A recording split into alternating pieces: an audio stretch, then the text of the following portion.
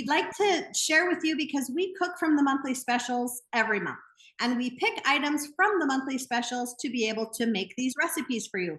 We have 4 of us chefs. So there's myself, I'm Kathy Atwood. There's also Cindy Selsley, who's there. If you want to wave, or you could see her name, there's Cindy. She's another one of our chefs. We have Jara and Rob, which is another one, and them. And then we also have Karen. I don't see her right now. Where are you, Karen?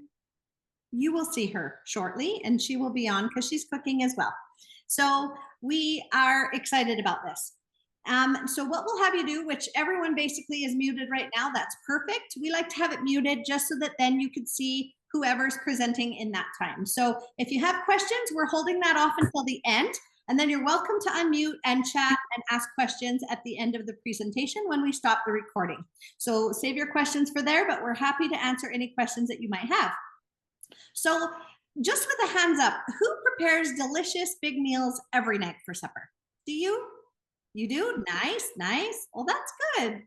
I wish I were you. I don't always do that. I'd love to cook, but there's times where I just don't have time.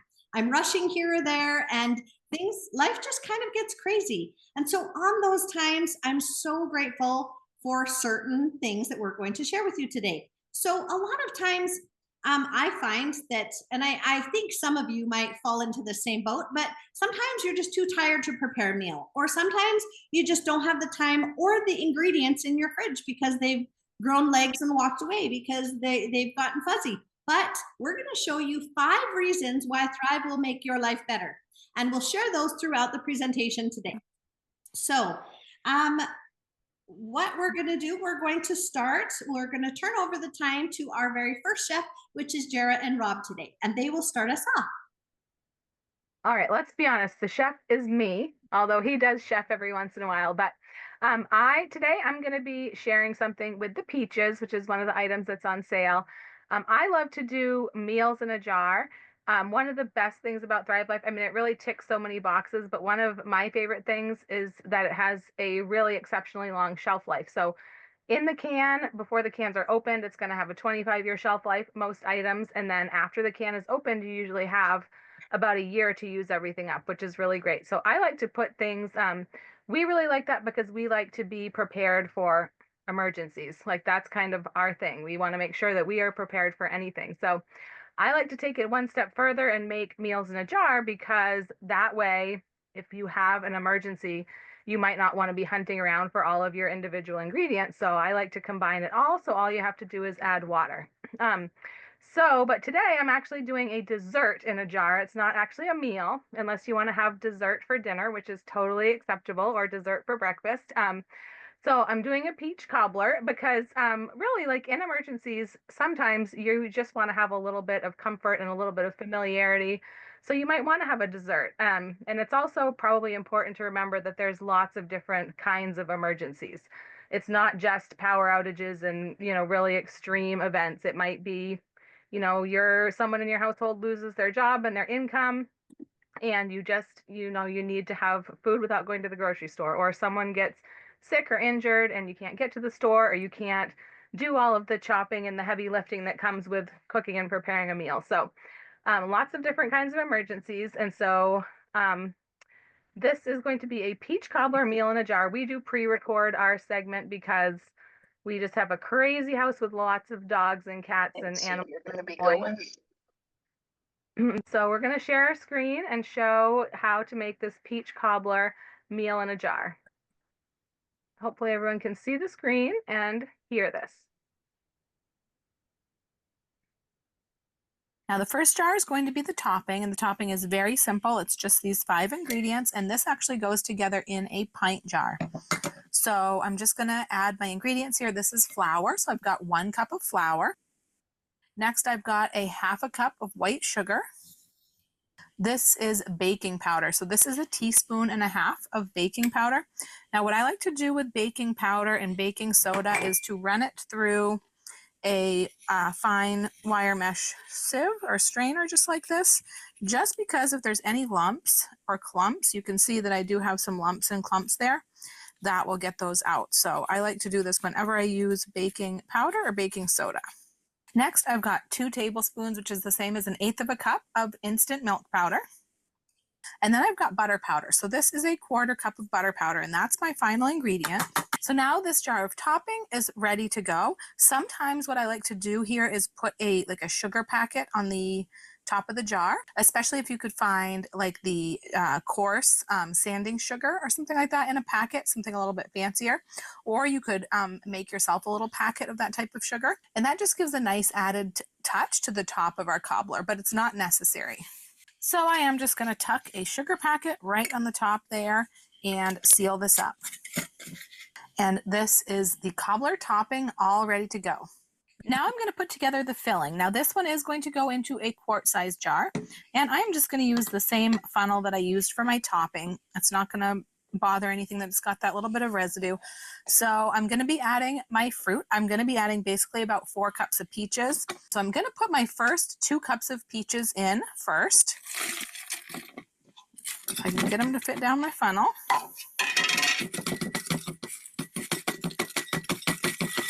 And now I'm going to add these powdered ingredients because these are going to filter in among these other bulkier ingredients, and it's going to give me more room in the jar. Because if I put the powders in the bottom, the peaches would sit on top of the powders and I would have less room in the jar. This way I can fit just about 4 cups of the peaches. So this is white sugar. This is a 1/4 cup of white sugar. And this one is cornstarch. So it's 2 tablespoons or 1/8 of a cup of cornstarch. So now I'm just going to go ahead and add my last 2 cups of peaches, as much of this as I can fit. You can finagle it a little bit by tapping it and manipulating it. And you could even press these down. If they break, it's not going to be a big, huge deal. It's okay to have littler pieces of the peaches in the cobbler. So now this jar is ready to go. So I'm going to go ahead and add a lid onto this. And it's all ready to go. Now, of course, if you were putting these on your shelf, you would want to label them so that you know what's in here. And you would either want to mark on the jar somehow the water amounts and cooking instructions, or print out a recipe page or write it down and keep it in a binder somewhere. So when it comes time to prepare these, you're not scrambling looking around or needing to look on the internet when the internet's down and the power's out. All right, so now I'm going to fix this up so you can see how it comes out. And I'm going to start with the filling. I'm just going to start by emptying my filling into this saucepan.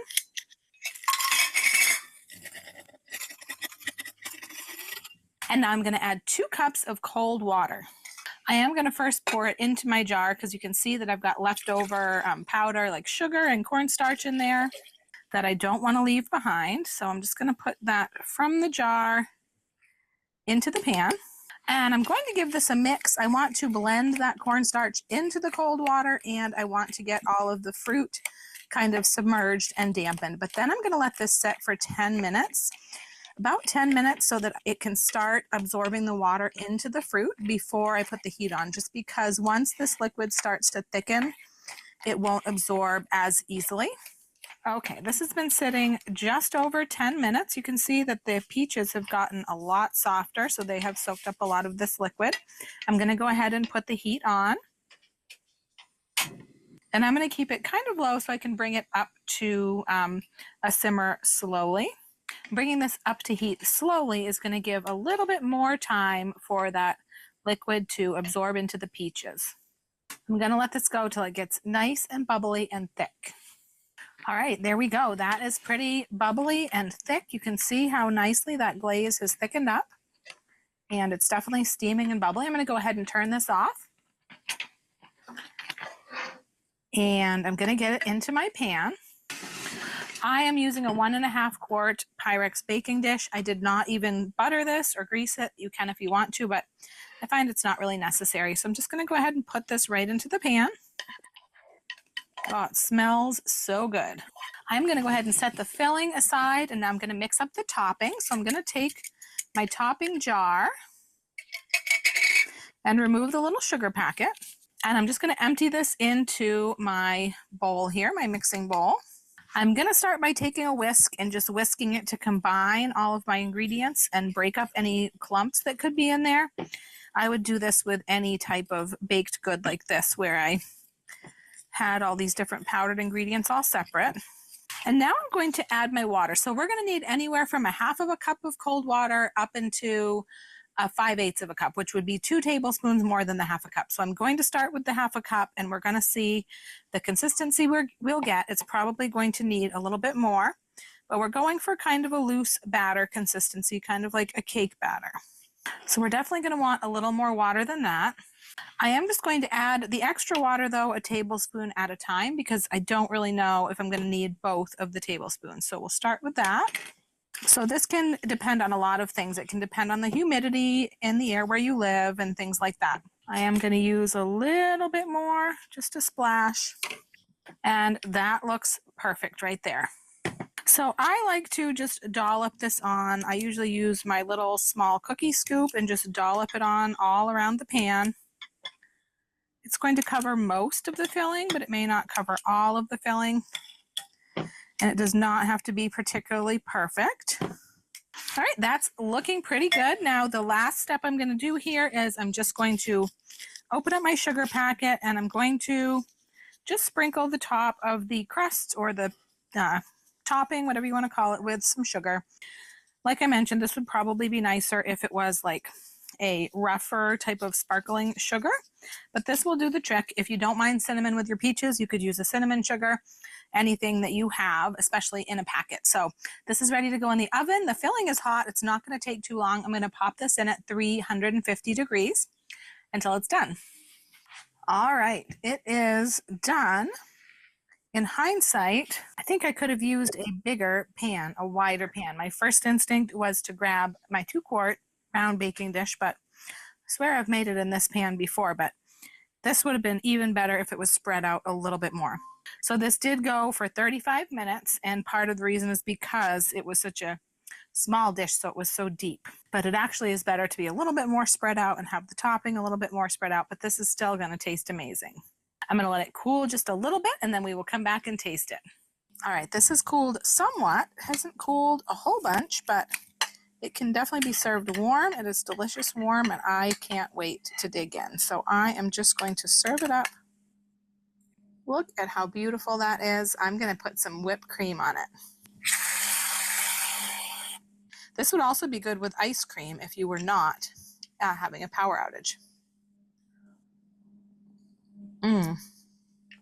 Ooh, this is so good. That was very good. I do just want to say, if you were, if the power's out, if you don't have a way to bake, you can bake it if you had like a grill. You could have like a heavy cast iron pan and some off indirect heat in a grill would work. Or we a lot of times do something like that when we're camping, and we will take our cast iron Dutch oven and use charcoal briquettes on the bottom and the top, and it makes it just basically like an oven that will bake your dishes. And so that's a really good way to bake if the power's out. And sometimes it's not, sometimes we all know you might just have a dinner time emergency, or you might have unexpected guests who show up and you want to serve them a dessert or something. So that could be your emergency too. So that was my cobbler with the peaches. Beautiful. Jara, that was awesome. And I like how you showed us how to put it all together in the jar. And that's so nice to be able to see those steps and how good that looked. I've never done that with our peaches. I always just snack on it or toss it into a smoothie, but thank you very much for sharing. I'm excited now to hear from Cindy. We're going to turn the time over to her. I think that peach cobbler would be a great dessert for the meal that I am going to make here. And what I decided to do when I was looking at the ingredients that were on sale, the thing that jumped out at me was the ground beef. My husband, when he was a teenager, loved something that he called sloppy joes. We called sloppy joes something completely different. And so we had a little misunderstanding in the beginning of our marriage, but we sorted it out. And he is in love with this. I wasn't so much. It's still his favorite, not my favorite, but I'm going to show you. And actually, I have 4 sons, so this is like perfect for them too. So what I'm going to start with, I'm going to actually put this down. Okay, it's starting to smoke, so we're getting hot. Okay, so I don't call this sloppy joes because that's dumb. I'm calling it beef and beans. So I'm starting off with the ground beef. Now, when we were first married and Dan was making this, he was using like regular ground beef, which means splashy mess all over the stove, and which was one of the things that I didn't really care for. So by using this, you have cooked ground beef. So it's lightly seasoned. So in every single way, it is preferable. And it's a good thing for the kids to make when they get home from work a little bit later and they've had supper, they get home from school, or we're out at the cabin, or you're camping in the trailer, or whatever it happens to be. Or sometimes then I'm not here to make supper and Dan just wants to whip up something quick himself. So I'm starting with the ground beef. It's already cooked, so we don't need to cook it, but I'm lightly toasting it with ghee, which actually is just clarified butter. And I'm going to put in some chopped onions. So I don't know if you can see that, but they're very, very fine.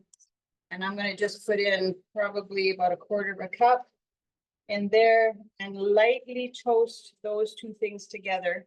What I really, really like about the meats is, well, A, they're already cooked, and B, if I wanted a scoop, I could take a scoop. I don't have to cook up the pound that I had in the freezer, or the 2 pounds or whatever. And if I bought it from the store, I don't have to divide it all up before it goes in the freezer. Okay, so just that, it's lightly toasting. I see that my onions are browning. I'm gonna just put in a little bit of water. Just to like that. You're getting a little bit of a meat facial. Yes. Well, I'm standing back far enough. It's not too bad for me, but are you guys getting smoked out or steamed out? It's good enough. Okay. All right. So that's it for the meat. Can you believe if I was doing that with regular ground beef, this would be like 10 minutes. So to that, I am just putting in a can of pork and beans. So this is what this is what they like. He likes. So I have to admit, even though it wasn't not something that I grew up on, I kind of did in those emergency times, or when you're at the cabin, or all those, like, it's such a good, easy thing to do, and it tastes good. So, especially if I can do it easy like this. Okay, so that is just going to sit there and refresh for a few minutes. I had to give it a little bit of water head start, but the rest of this moisture is going to be just fine. Now, if you wanted to add a little bit of spice in there, which Dan always carries spice around, and he'll just spice it up when it goes onto his plate. But you can do anything you want. If you didn't have a lot of sauce, I would certainly put in some tomato sauce. So am I showing you the front there? This is an older can because I have older cans and newer cans, and I'm always doing first in, first out. So I would probably just put in a quarter of a cup, well, maybe 2 tablespoons of tomato sauce in here, except this is quite saucy, so I'm not going to. And then a little bit of water if I wanted. The other thing is like these peppers, they're not on sale this month, but these chili peppers are so wonderful. And Dan really likes them. They're not super hot. I have friends that don't use this because they think that it's really hot. They don't like the spice. This is not. This is just the perfect amount of pizzazz. So just add that. You know what? I'm going to put in more than that. And you know what? The trick is keep the lid on. So as soon as you take something out and put the lid back on so that the moisture in the air is not getting into that can of freeze-dried food. And then all I really want to do is just stir that up, make sure that everything gets coated so that it's all refreshed. And once it's heated thoroughly, that is it. I'm going to turn this off. And I'm going to put it in a bowl. This is exactly how I would be serving it if we were in the trailer. And I would put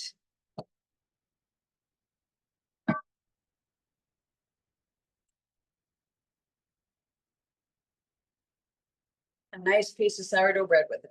That takes up too much room in the picture. Can you see it there? That's it. Well, if you wanted, and it just so happens to be on sale, we have cheese, cheddar cheese. You could use mozzarella cheese if you want, but I really do like cheddar. And it happens to be on sale. And I decided to do this at the last minute. So I put in some cheese in this container. I put in about 2 tablespoons of water. That's it, cold water, of course. And I'm going to just put that on top while it's still hot. And then that'll just get soft and even melt while you're saying the blessing, setting the table. So that is beef and beans with a little bit of cheese on top, bread on the side. So good for emergencies. You have absolutely no waste in there, no moldy cheese that got away from you in the fridge, no ground beef that you cooked up because you didn't want to, but you had it, so you had to. Wonderful. Awesome. Thank you so much, Cindy. That was great. And I can't believe how fast that is. Normally to thaw meat just takes so much more time, and to cook it and prep, that looks amazing. Thank you. I just want to quickly remind everyone, if you joined a little bit late, make sure you put your name in the chat if it's your first time here, because we're keeping track of those names, because at the end we're doing a draw. So make sure if it's your first time, or if you invited someone and it's their first time, put your names in the chat. Okay, so I really like to focus on the nutrition, but before I do, I need to sneak in some treats, because I forgot to show this last week, and we have treats available now with Thrive. So we just launched our own candy line. So cool. It's meant to be freeze-dried. It's a candy that was made to be freeze-dried. And so we have 3 different flavors. We have a sour lemon puff, which looks like this. It's just their little balls of yummy tart deliciousness. That one's tart. And then we have what's called Tiger's Blood Puffs. And this one kind of reminds me of, you know, those popsicles that are like red, blue, and white? You know, those rocket type popsicles? That's what these remind me of. So they look like that. As you can see, my can is almost done because my kids really like that one. And then we also have, and I have to dig for this one because this one's my favorite, but this one is mint chocolate chip. And so it's like minty, chocolatey yumminess. And this is what I have left of that can. That's my favorite too. And for a limited time, we do have a big stock of ice cream sandwiches that came out. And it's only while supplies last. So we had a big fill of our ice cream, and they're actually ice cream sandwiches. So this is what it looks like. They're little mini ice cream sandwiches. So awesome. So once these sell out, we don't know if they will come back. So if you want them, grab them. So we have to have our treats every once in a while. But I do like that our product really does have great nutrition. I'm going to be making a taco salad. So I'm focusing on a few things that Cindy focused on, but just with a little twist. So this is a large can, and this is a small can. So 3 small cans fit into 1 large can. This is family can, this is pantry can, just so you have an idea of our different sizes that we have. And we also have meal pouches like this, which are awesome, 20-year shelf life, great for camping or backpacking, or if you just need a quick lunch.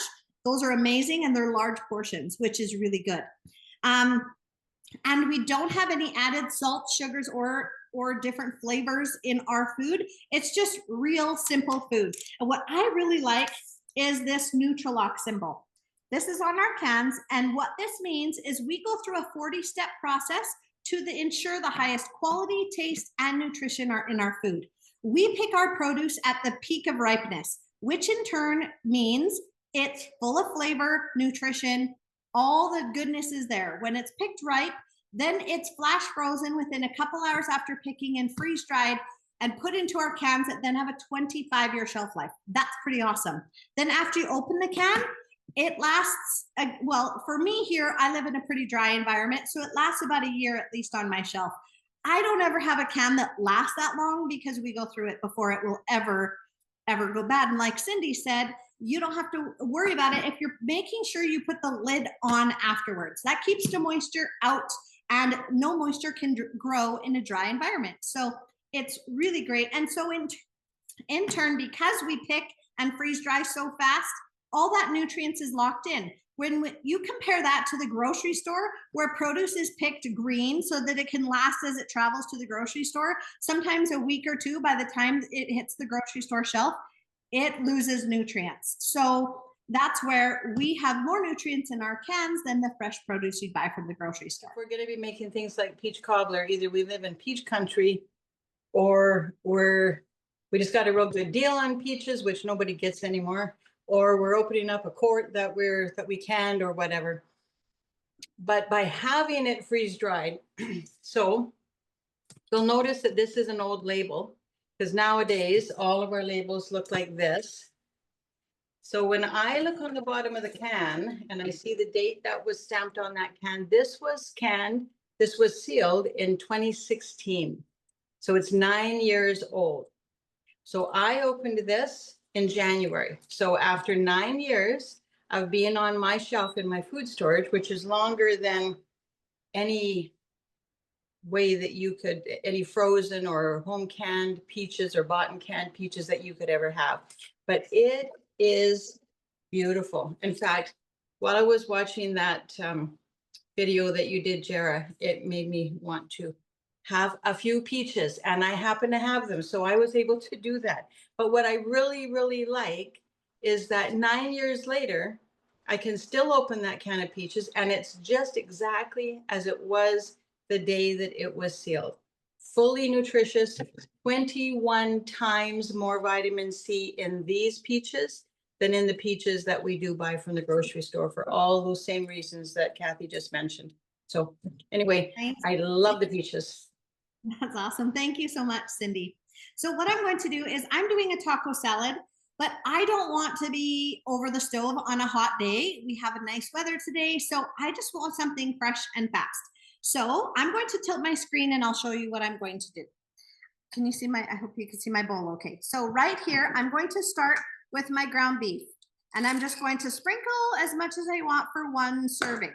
I like doing single serves because then I don't have to fill my fridge with leftovers. Then from there, I'm gonna switch this. Hopefully you can see that.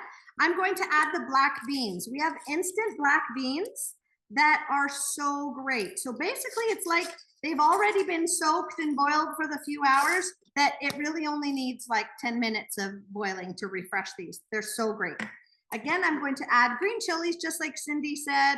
They're awesome. They're so good. I'm sprinkle them on everything, and you don't have that hot kick like a jalapeno, but still just perfect. I will also sprinkle on my onions. I'm doing it all in one bowl because I don't want to dirty dishes and I just want it quick.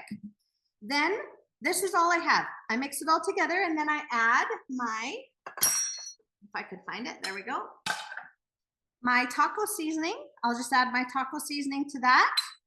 And then hot water, which I just pulled from my hot tap or kettle, wherever you are. So I'm going to put this together here, and I'm going to let this sit for about 5-10 minutes as I'm getting the rest of my salad together. So I usually just take a plate and I cover it with a plate. It keeps it hot. You can also throw that in the microwave if you want to make that faster, or put it into a pot and refresh it that way, but I just let it sit. So I chopped up my lettuce. I have my lettuce all ready to go. Oh, I needed to show you cheese. 1 second. So here's our cheese. I love sprinkling it on dry onto my salad. So I'm going to do both. I'm going to sprinkle some dry, but this is how I refresh it. I do it 2 ways. I will toss it, and I've already pre-made some. So I will toss it into a container, just dump the amounts I want, put a tiny bit of water in here, put the lid on, and just shake it up. Just shake it so that there's no pools of water, and then it's refreshed. So I have some already refreshed. But what I also love doing is I will take a sieve or strainer or whatever you call this, and then I take my cheese, I put it in. I know this looks weird, but it's awesome because then you don't get the clumpy lumps. And I just put water, I put this under a tap, do a quick rinse under a tap, and then let it sit in a bowl so it can rest. And then after another couple minutes, another quick rinse underneath the tap and let it sit. And then after you do that, it's ready to go, and then you just sprinkle it in. Now this is only if I need my cheese refreshed. I will also just, if I'm making a broccoli cheese soup or something like that, that already has the liquid, I will take the cheese dry and dump it right in dry because it will refresh in what I'm making. Sometimes I'll add a little extra liquid to compensate for that, but that's it. And it's really that easy. So I will finish putting my salad together. So I sprinkled some crunchy cheese and I have some melty cheese, which I'll put together. Now we just pre-crushed the Dorito chips, like nacho cheese chips, gives that little bit of crunch to the salad. Love it, love it. And then I'm going to do this, even though it's not quite refreshed, you get the point. So here is the beans and the meat, and there's still a little bit of water in this only because I'm not giving it the right time, but I'm just gonna show you the finish. This is what I would do. I could smell the taco seasoning, so yummy. Everything's together.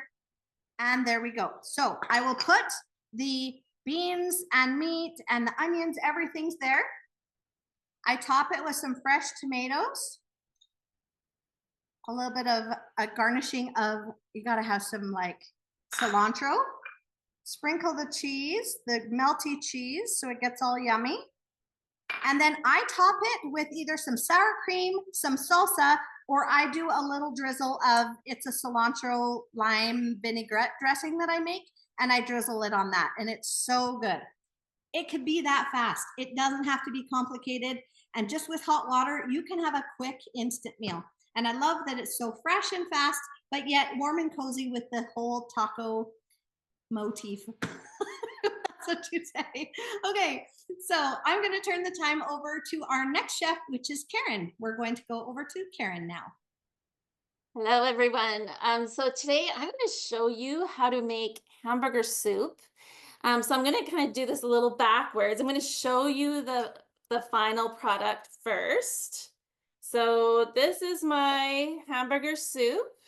So it's all ready to go. I got my bread to dip in with it. And doesn't that look just delicious? It smells good. One of my boys today actually came down the stairs and he's like, "What smells so good?" Because it really does taste good. But I want to show you a really easy way to make this. So I'm just going to show you here. I have a meal in a jar. So we've already talked about meals in a jar a little bit today.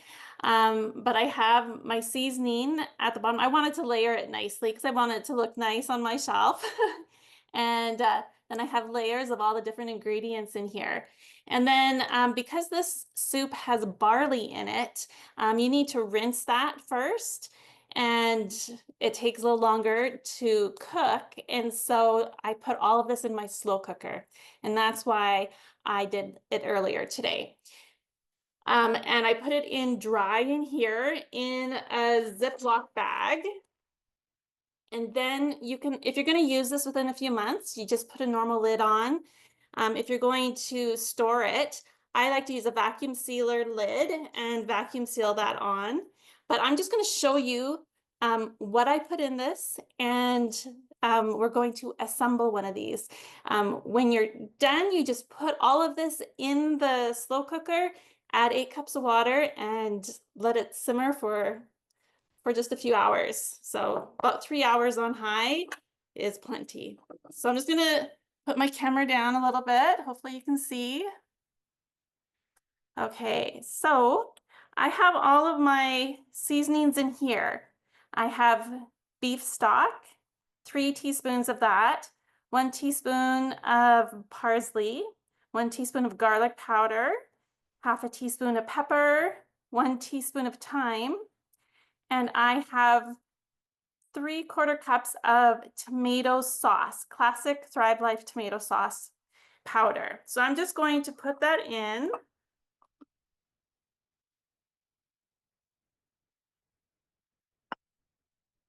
Let's shake it down a little bit.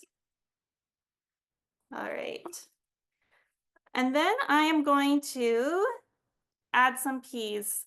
So it's so nice to have these peas. They're so nice to just snack on, just dry as well, but they're just so convenient to have. I like to have these as a side dish all the time. So easy to throw into any recipe like this as well. So I'm just going to dump these in. That's 1 cup. and give that a little twist. Now we have some carrots, and you'll see the carrots from Thrive Life are actually more shriveled up, and that's because they're dehydrated instead of freeze dried. So they're actually going to probably double in volume once they're hydrated. You don't have to worry about those carrots going kind of wilty and soft and going bad in your fridge. So it's kind of nice to have this ready whenever I need it. So I'm just going to dump that in. So look at that so far. Beautiful colors. Okay, I'm going to put in some onions. So this is a lifesaver. If you have not tried freeze-dried onions, that can definitely be something to try this month. It saves you from tearing up. It saves you from accidentally cutting your fingers with all the fine chopping. And it's so easy to throw into anything. So we're just going to dump this into here.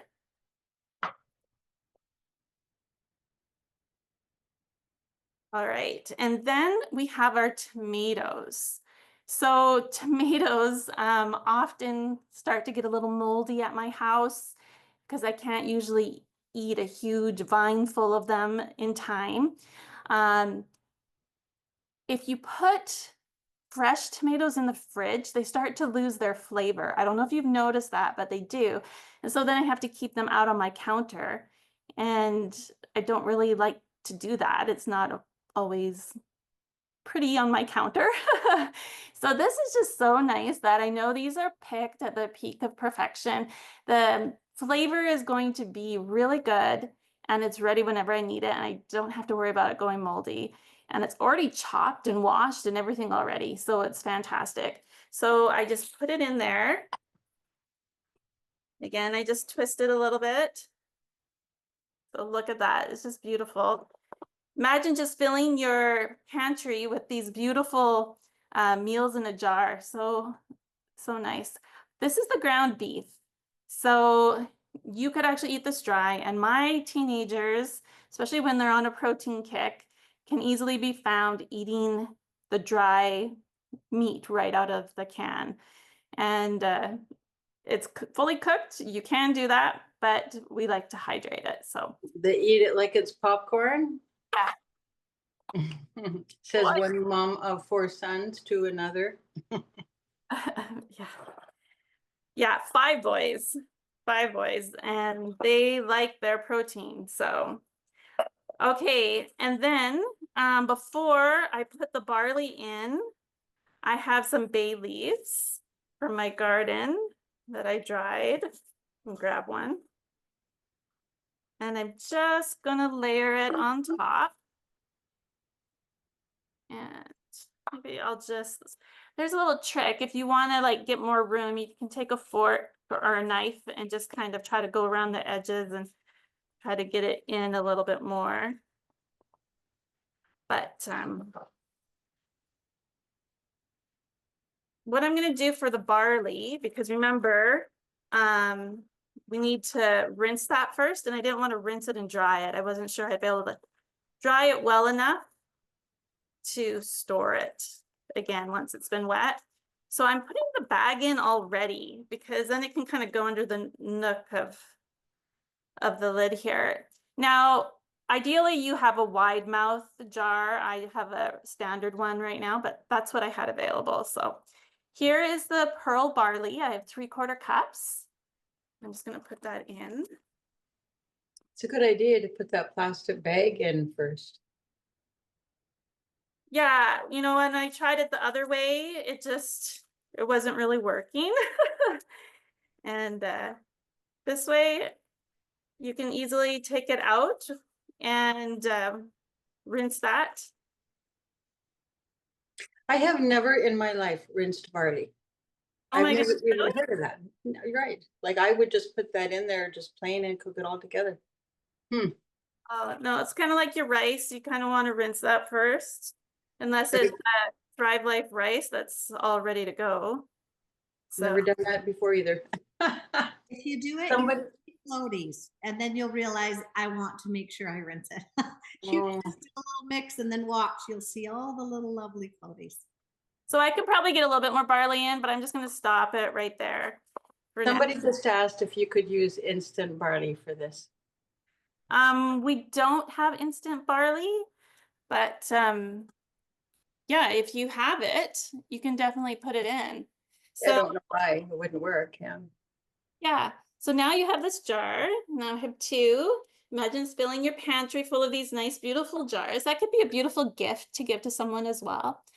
All you have to do is add 8 cups of water, put it in your slow cooker, and put it on high for 3 hours or low for until the barley's done.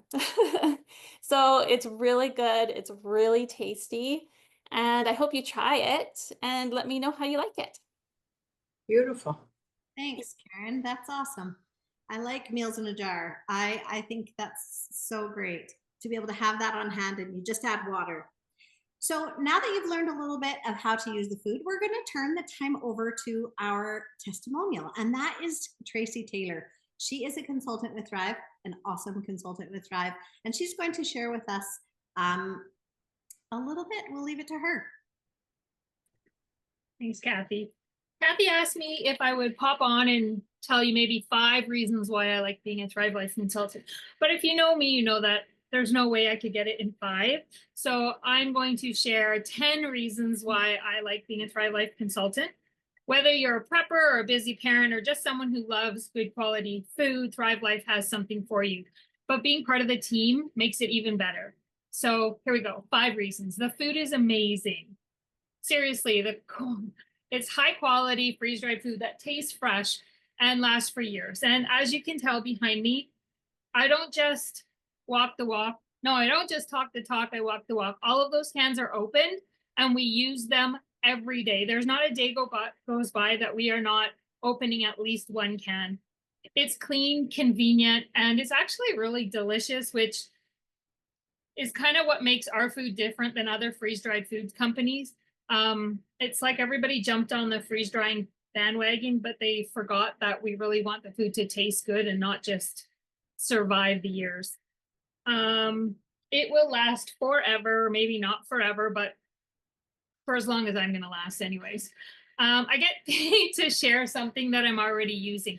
I was already recommending Thrive to friends and family, and now I get paid for it. And because it's a company or a business, I get to claim expenses. So when I'm sitting and I'm munching on a can of something, which I usually am on every Zoom, now I'm like a little leery that my teeth are probably blue because I picked blueberries today, but I get to claim some of the food that I'm already purchasing. So I get to claim things that I was already using. If I'm baking a meal, as long as I'm taking a picture of it, then it becomes a business expense. So we not only get paid to eat, but we get paid because we eat.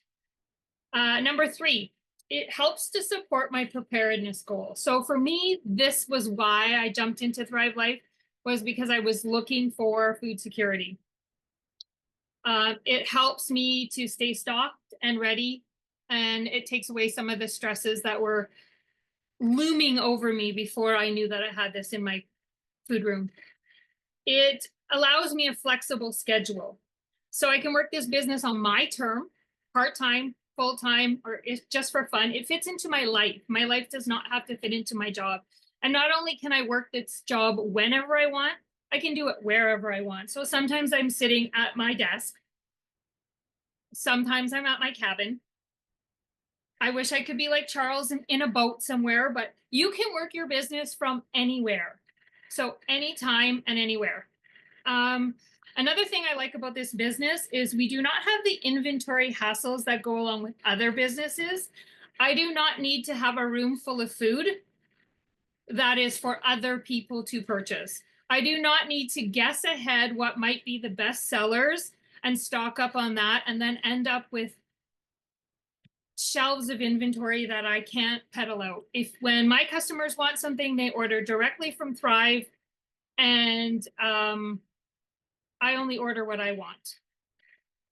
Number 6, it is a family-friendly business. So you will see if you pop into the consultant page and stick around, show up at some of the events, we have couples that work it. We have mother-daughter teams, we have father-son teams, we have friends.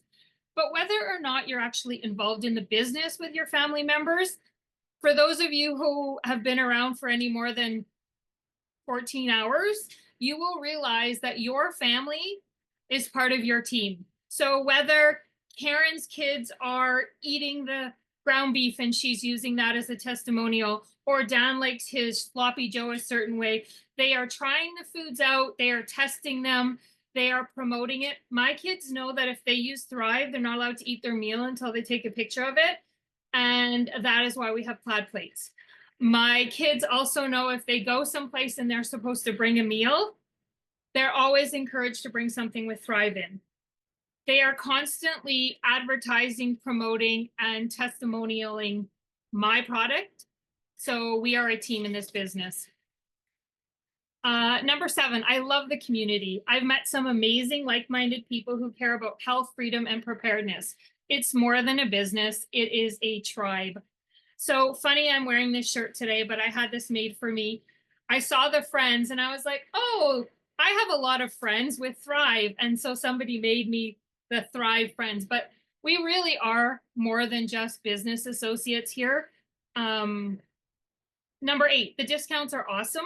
As a consultant, I get a great discount on food I'm already buying, and this alone makes it worth it. I never buy anything full price. So I'm either shopping with the sales or I'm using my free credit.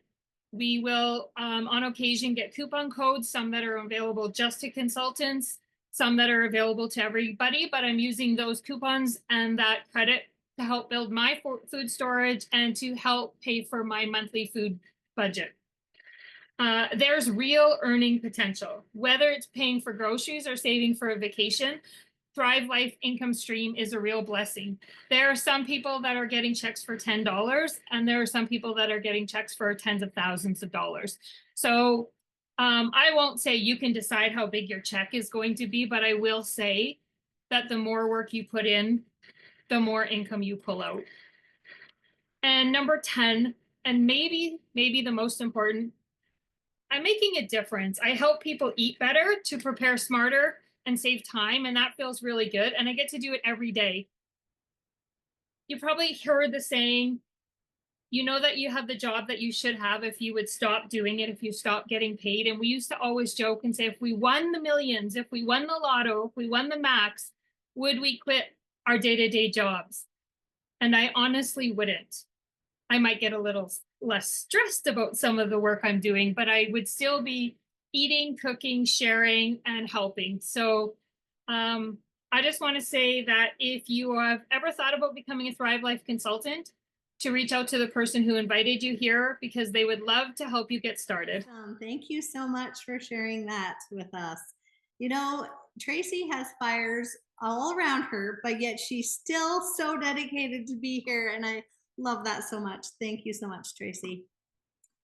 Okay, so I just wanted to mention that I'm sure you are starting to see food that you like and you want to start getting it. There's a few different ways that you can get the food.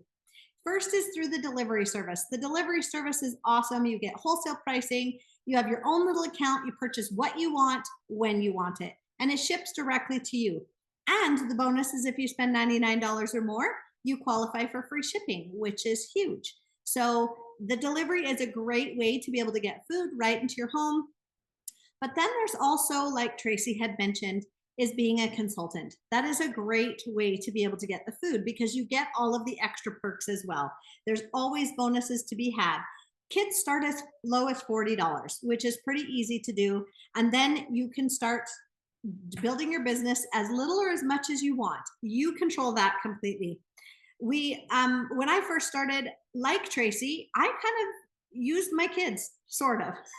Just kidding, Tracy. But I would send my kids to with Thrive snacks in their lunches. And my son would always take pineapple. It was one of his favorite fruits. And at the time, it was like astronaut food. It was this cool new thing. So he shared with his teacher, only to have his teacher call me. And I thought he was in trouble, but he wasn't. She wanted to know what it was, how she could get her hands on this pineapple, this snack that he shared with her that day.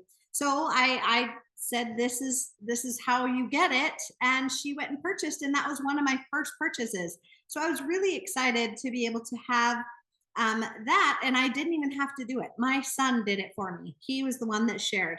So it really is something that I was just wanting to do it for myself, but then it started growing from there. It's pretty easy because if you believe in the product and you're using the product, it's easy to share the product. So what I mentioned at the beginning, I would tell you 5 reasons why Thrive will make your life better. First, it's convenient. No washing, chopping, cooking, peeling. It's so fast and easy. 2, the nutrition. There's tons of nutrition in our cans, and the quality is amazing. Next is waste. You're not wasting food anymore, like those mushrooms that go slimy or berries that are moldy within a couple of days. An average grocery budget is between 35 and 40% of an average grocery budget goes straight to the garbage.